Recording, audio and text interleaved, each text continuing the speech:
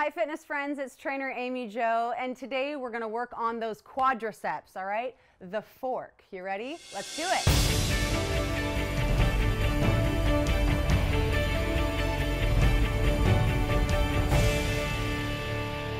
Okay, so to isolate the quads, I first want to talk about the anatomy, all right? So I'm going to bring out the good old chart, and this here, I'm not sure how clearly you can see this, but we want to understand the anatomy first before we get into exercises, all right? So basically looking at what creates that fork right on top of the knee, okay?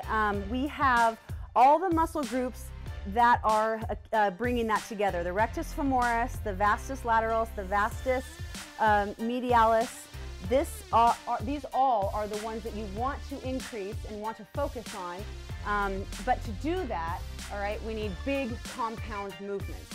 Not always just movements that are little leg extensions or just isolation movements that you're thinking, okay, I want to just target that area.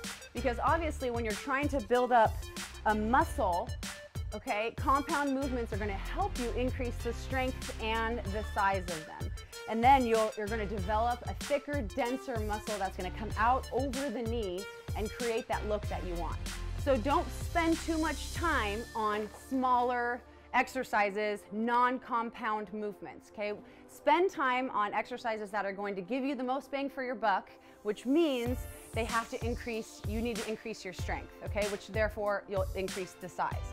So I'm going to show you two that are that top them all right? So we think of squats, right? That's kind of what we think of first when we think of what's going to build and isolate and target my quadriceps. So barbell. Barbell is great because you can load it up. It obviously is one of the most popular exercises when you're dealing with legs, quadriceps. So front, there are two different variations that I want to talk to you guys about. The first one is a front squat, all right?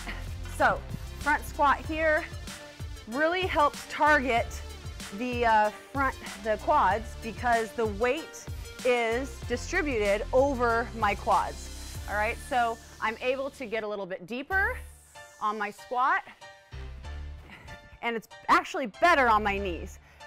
Coming down, front squat up. And this is customized because obviously some exercises might feel a little better for some individuals in a back squat. For me, I actually feel better in a front squat, and reason being is I do have a bad meniscus, so for me having the range of motion with the weight loaded in the front actually really helps me to get a little bit deeper and not be so vulnerable in that area. Okay, so front squats. Great exercise for using those quadriceps. Okay, going 8 to 10.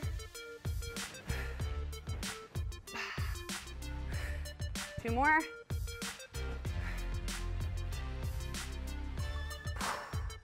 Awesome. Great. So starting with a lighter weight, making sure that you perfect that form. Okay, coming down, you want to definitely have a neutral spine. Chest, eyes are up ahead of you, not hunched over, and then pressing up and focusing on contracting those quads at the top. All right, so the other variation is a landmine. So landmine squat, you're just gonna put the edge of the barbell. You can either put it in a corner, you can leave it on the floor. So this will stay as long as you're not really moving far with it. Okay, so I'm just gonna kind of position it right there, and I'm doing a landmine squat here. Okay, so hinge stays down here, holding on to the top of the barbell.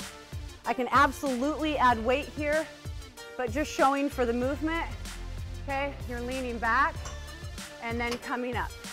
And see how the force is driving me forward? I'm extending and getting that flexion of the quadriceps at the top. Okay, so squatting down and coming up, flexing the quads. This is a great one. All right, I'm getting that angle and that force that pushes me forward. Also, this is a great one for football players, basketball players, a lot of athletes, because of the force, it helps you to move forward. 5 more. 8 to 10. Flex the quads. 3, 2 more. 2, and then last one. Awesome. So I'm getting a lot of contraction in the quads. I'm focusing on the direction of the muscle fibers and then flexing and shoving blood in there as I come up on my contraction. So going back to the front squat, there's a variation I do like to throw in there. As I have had the meniscus surgery, elevating my heels is something that can really help. It's a variation to that. Okay, you can elevate your heels and perform the front squat. This one takes a lot of pressure off the knee, and it actually does help if you have tight calves and tight ankles. It really does help you get a little bit deeper into your squat. Okay, and then here, and then I'm flexing my quad at the top. So I really do feel like I get deeper on these in comparison to a back squat. And of course, everything is preference-based, should be customized to your body type, your goals. Okay, I'm going 8 to 10.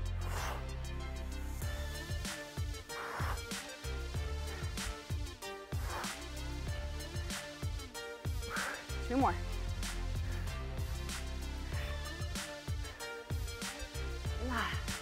Whew. So that's a great one to do. You want to perfect it just with the barbell. You can even just use like a pipe and perfect that form there. Awesome. So moving in, next exercise, I'm going to show you just the back squat, and obviously compound movement. Once again, like we talked about at the beginning, you do want to increase strength and size. So back squats obviously are one of them. All right. So making sure that you have proper form on these is really important. Okay, I like to use barbell because of course you do get to load it up, and it's going right through the traps here. Okay, resting. And then when I come up, I'm definitely focused on squeezing my quads. Right, so that's the other thing. It's really, where is your muscle-mind connection at? Flexing the quads at the top. All right, 8 to 10 on those.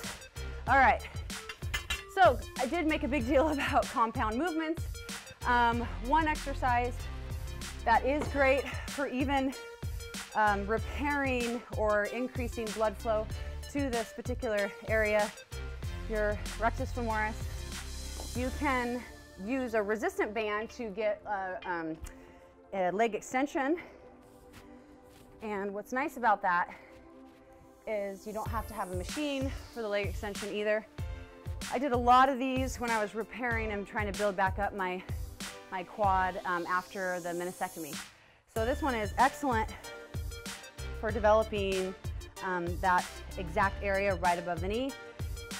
So you can contract. I use the one that has a handle in it.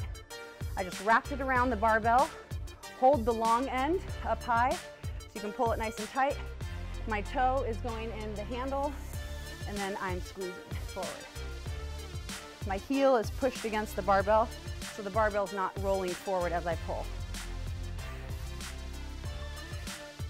And I'm flexing that quad.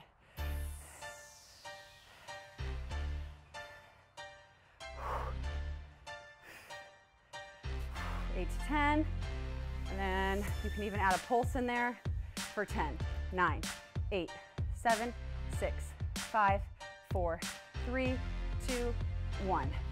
Definitely feel the blood flow in there, and it's great to do more isolation exercises towards the end if you do want to create that extra burn.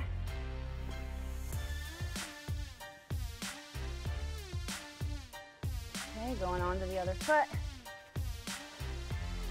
And 8, 7, 6, 4, 3, 2, 1. Now pulse. 10, 9, 8, 7, 6, 5, 4, 3, 2, 1. Awesome. So reminder that the legs also, it's dependent upon how much a muscle group shows, how lean you are. And I know we all get leaner in different areas, and some feel like those are just an area where maybe you have to get pretty lean for the muscles in your quads to really show up and start to show. But the increase in strength helps increase the size.